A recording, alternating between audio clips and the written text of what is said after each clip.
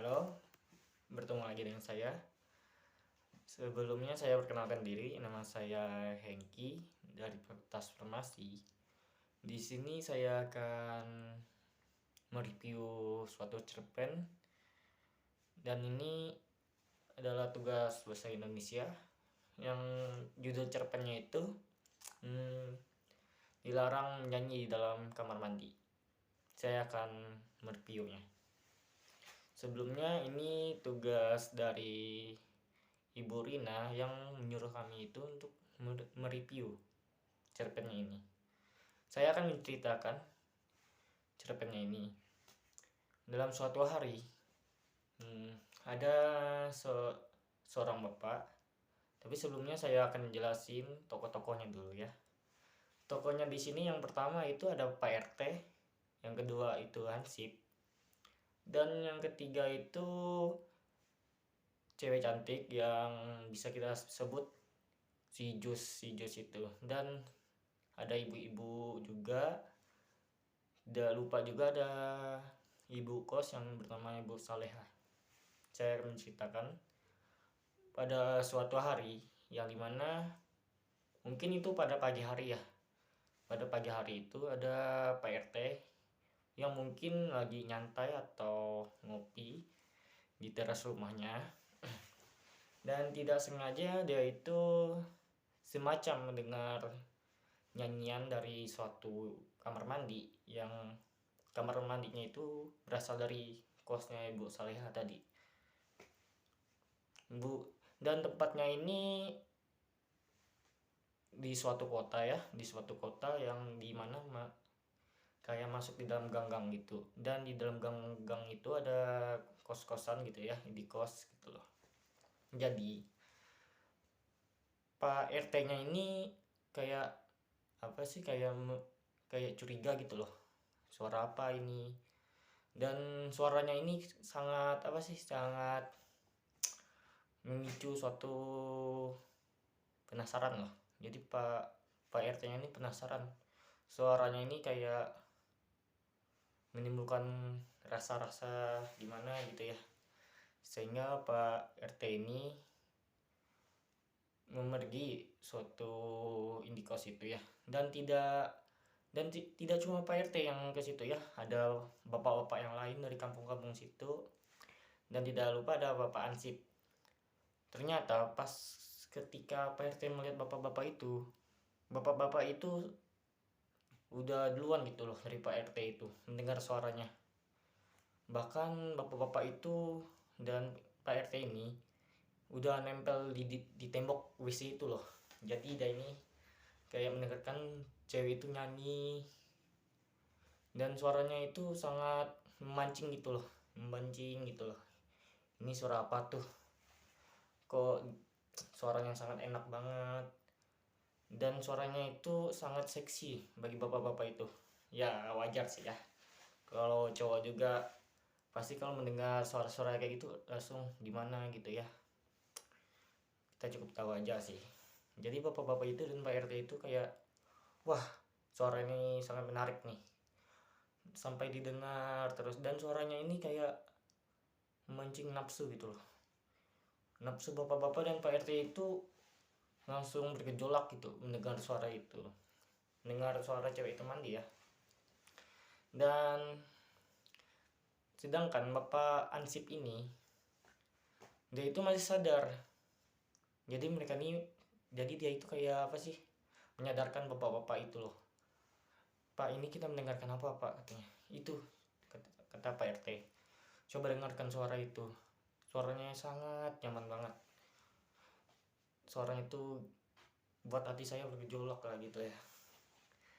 Dan setelah cewek itu mandi, mereka itu kayak bapak-bapak itu kayak ngebayangin sesuatu yang ibaratnya udah di luar nalar ya. Kalau membayangkan cewek-cewek cantik itu pasti di luar nalar pasti. Dan keesokan harinya keluar tuh gosip-gosipnya, ibu-ibu tuh tahu dong gosip-gosipnya. Jadi ibu-ibu itu pada gosip gitu loh, kemarin itu gara-gara cewek itu bapak-bapak itu pada berubah gitu loh pas di rumah, pas malamnya.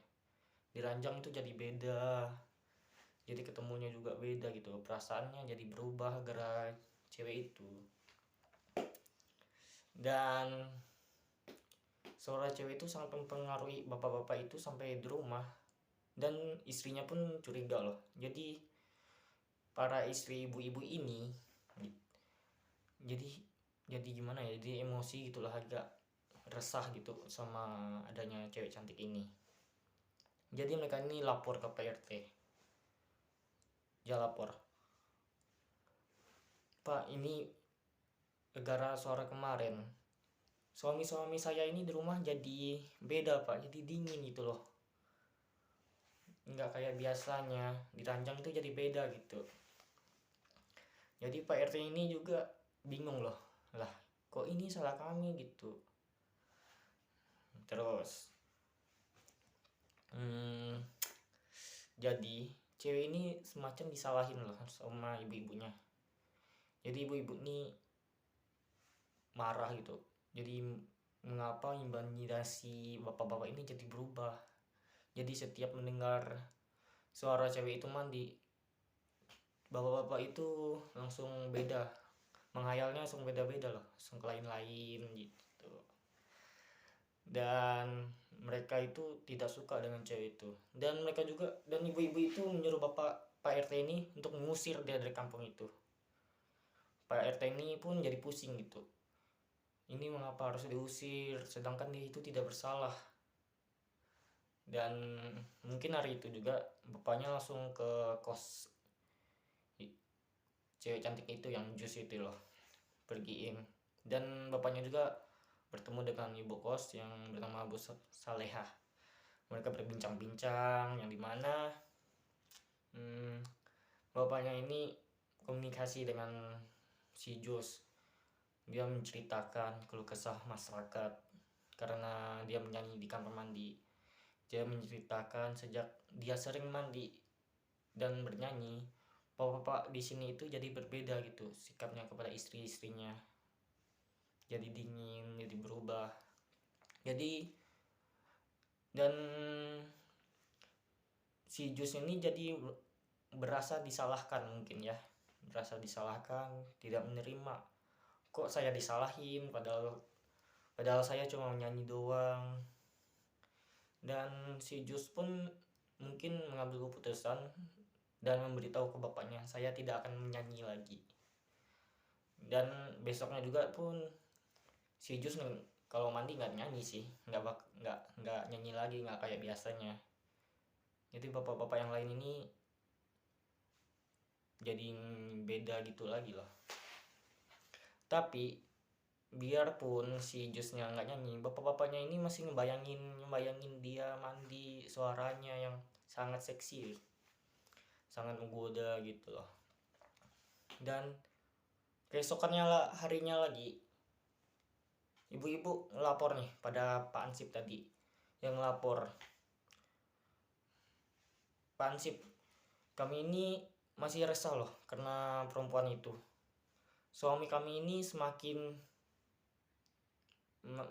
berubah gitu, semakin dingin sejak adanya perempuan ini. Dan si ibu-ibu ini menuntut keras agar si Sus ini diusir dari kampung ini, agar bapak-bapak itu nggak ngebayangin dia lagi gitu loh." Jadi Bapak Ansip ini lapor bla bla bla ke Pak RT tentang keluh kesah ibu-ibu itu karena si Sus. Terus Pak Sus ini pun kembali ke Bu Soleha tadi dan berbincang-bincang lagi dengan si Sus. Dia memberitahukan lagi bahwa si Sus ini masih membuat resah ibu-ibu di sini. Dan tidak lama kemudian si Sus ini mengambil keputusan untuk pindah kos. Dan bagi bapak-bapak itu pasti wah kaget dong, kok si Sus tiba-tiba pergi sih. Jadi kami nanti ngebayanginnya gimana lagi gitu loh gitu. Dan sejak si Sus pergi, ternyata bapak-bapak ini masih ngebayanginnya. Bahkan pada suatu pagi atau siang ya, bapak-bapak ini ngebayangin jam waktu-waktu pas Yesusnya mandi ngebayangin di samping istrinya. Jadi istrinya nih marah loh, mungkin marah ya, emosi banget, kok nggak masih ngebayangin si Yesus sih, padahal udah pergi loh dia. Sampai ibu-ibunya tuh teriak loh, teriak-teriak, tolong tolong tolong. Sampai yang lain, ibu-ibu yang lain tuh pada kumpul gitu, ngapa ini loh, suami saya masih ngebayangin si Yesus padahal dia udah pergi loh. Bahkan dia ngebayangin sampai waktu mandinya diingat, cara suara-suaranya gitu. Dan Pak RT pun pusing ya, sampai Pak RT ini merancang suatu kegiatan ya, yang dimana diadain senam yang mana senamnya ini kayak buat ibu-ibu itu biar bisa balikin gairahnya kepada suami-suaminya itu loh, mengkasih trik kepada ibu-ibu itu biar bapaknya itu pada tarik lagi. Dan pada ibu-ibu itu pun setuju ya ada senam itu. Mungkin ceritanya sampai situ. Mungkin hal yang kita peroleh dari cerpen ini itu, kita itu jangan gampang berburuk sangka kepada orang. Jangan sampai kesalah burukan itu sampai membuat orang itu terasa bersalah sangat itu loh. Jangan sampai orang itu merasa terkucilkan di kampung itu. Dan bagi bapak-bapaknya juga sebenarnya salah sih, mengapa dia itu masih ngebayangin perempuan lain sedangkan dia sudah mempunyai istri di rumah gitu. Mungkin itu aja dari saya ucapkan terima kasih, mohon maaf jika ada kesalahan.